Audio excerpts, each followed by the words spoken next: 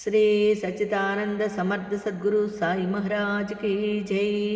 సాయి బిడ్డలందరికీ కూడా సాయినాథుని ఆశీర్వాదాలతో 26వ అధ్యాయంలోని ఈ వేదాల ఎలా వచ్చినాయి, వేదాలని ఎవరెవరికి అప్పచెప్పారు, వేదాలు ఏ విధంగా మనకి ఈరోజు అంటే పూర్తిగా తెలుసుకోలేకపోయినా కొంచెమైనా మనకి అవగతమయ్యి పండితులు లాంటి వాళ్ళు వీటిని పాటిస్తున్నారు అంటే ఆనాడు బ్రహ్మగారే ఇదంతా చేసింది.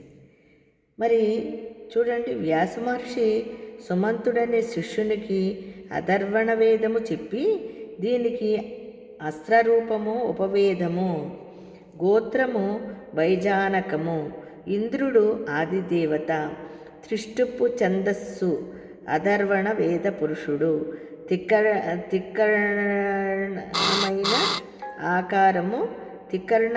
ఆకారము, నల్లని వర్ణము గల కామరూపుడు, ఏకపత్నీవ్రతుడు, 7 మూరల పొడవు. ఈ వేదానికి 9 శాఖలు, 5 కల్పాలు ఉన్నాయటండి. పూర్వము అన్ని వేదాలను సాంగోపాంగంగా నేర్వగల యోగ్యత గల వర్ణాశ్రమాచార నిరతులెందరో, అంటే వర్ణాశ్రమాచారాన్ని నిరతులెందరో భరత భూమిలో ఉండేవారట. కనుకనే వేదాలన్నీ నిలవగలిగాయి. ఈ కలియుగంలో బ్రాహ్మణులు కర్మభ్రష్టులవుతున్నారు కనుక ఈ మంత్రాలలో శక్తి లోపిస్తున్నది. పూర్వపు బ్రాహ్మణులలో దేవత్వము మహత్తు ఉండేవి. అందుకే వారిని భూసురులు అనేవారు. రాజు కూడా వారిని సేవించేవాడు.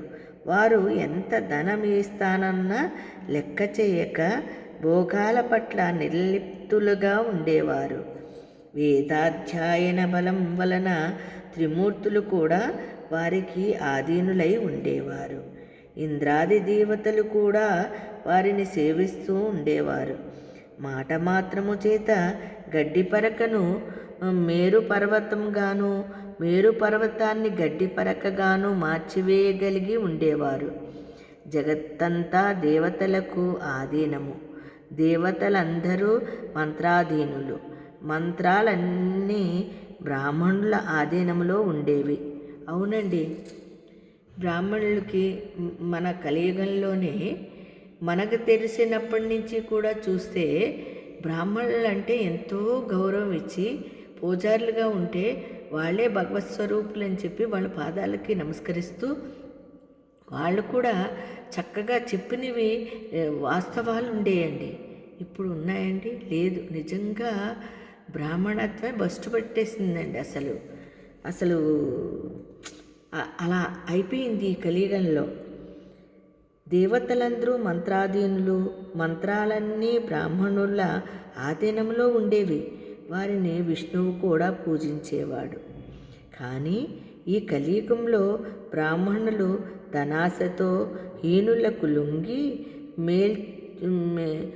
మ్లేచ్చుల ఎదుట కూడా వేదము చదువుతున్నారు. అంటే పనికిరాని వాళ్ళ ముందు కూడా వేదం చదువుతూ డబ్బులు కాసపడి మనస్పూర్వకంగా చేయట్లేదండి. ఏ పూజ అయినా వాళ్ళు డబ్బు కోసమే. ఇప్పుడు కంప్యూటర్ కదండి, చూసారో లేదో, ఫోన్లోనే అన్నీ సెట్ చేసేసుకుంటున్నారు. హర్రీబర్రీగా వస్తున్నారు, బిజీ షెడ్యూల్, వచ్చి కూర్చుంటారు, టకటక ఇంత అమౌంట్ అని చెప్తారు. దానికి తగ్గట్టుగా తూతూ మంత్రంగా పూజ చేస్తారండి. కానీ ఇదివరకు అలా కాదు కదండి. భగవంతుడే వాళ్ళకి ఇంకా అన్నీ సర్వము దైవమే అన్నట్టుగా దైవం మీద దృష్టి పెట్టి చేసేవారండి. ఇప్పుడు అలా లేదండి. వాళ్ళు కూడా డబ్బులకి ఆశపడి ఇలా తూతూ మంత్రంగా చేస్తున్నారండి. అంటే పనికిరాని వాళ్ళ ముందు కూడా ఏయో ఒక మంత్రాలు చదివేసి డబ్బు కావాలి వాళ్ళకి, అంతేగాని దాంట్లో పరమార్థం అవసరం లేదు. అలా అయిపోయిందండి. అలాగా ఈ కలియుగంలో బ్రాహ్మణులు ధనాశతో హీనులకు లొంగి వాళ్ళకి కూడా వేదము చదువుతున్నారు. అట్టి వారి ముఖమైనా చూడకూడదు. అటువంటప్పుడు మీరు వేదవేత్తలమని విర్రవీగుతూ చూడండి. వాళ్ళు పెద్ద మేము వేదాలు చదివేశామని విర్రవీగుతూ వచ్చారు కదా ఆయన దగ్గరికి. ద్విజులందరినీ ఈ విధంగా అవమానించడం వలన మీకు ఒరిగేదేమిటి? మీకు ఇట్టి దుస్సంకల్పాన్ని ప్రేరేపించినదెవరు? మిమ్మల్ని మీరు పోగొడుకొని జయపత్రాలు పోగు చేసుకోవడమే గాక త్రివిక్రముని కూడా జయపత్రికను ఇవ్వమంటున్నారే. ఇలాంటి దురహంకారముతో లేనిపోని కష్టాలు కొని తెచ్చుకోవద్దు. ఇకనైనా నా మాట విని మీరు వెళ్ళండి అన్నారు. కానీ ఆ మూర్ఖులు తమ పట్టుదల వదలక బాధమైనా చేయమని లేక జయపత్రికనైనా ఇవ్వమని కోరారండి. చూసారా, వాళ్ళు ఒప్పుకోవట్లేదు. మేము జయపత్రికలన్నీ ఇమ్మంటున్నారు స్వామిని. ఈ 26 అధ్యాయంలోని చూసాం కదండి, ఎంత అద్భుతంగా ఉందో. మనకు తెలియని విషయాలు చాలా ఉన్నాయి. ఎవరైనా గురుచరిత్ర ఉంటే 26 అధ్యాయాన్ని శ్రద్ధాభక్తులతో చదవండి.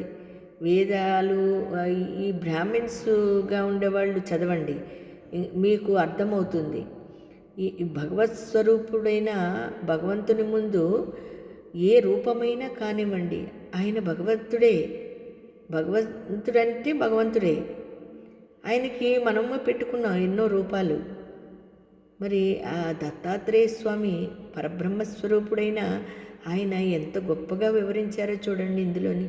కాబట్టి అందరికీ శ్రీ దత్తాయ గురువే నమః, శ్రీ శ్రీపాద శ్రీవల్లభాయ నమః, శ్రీ నృసింహ సరస్వత్యే నమః. జై గురుదత్త, శ్రీ గురుదత్త.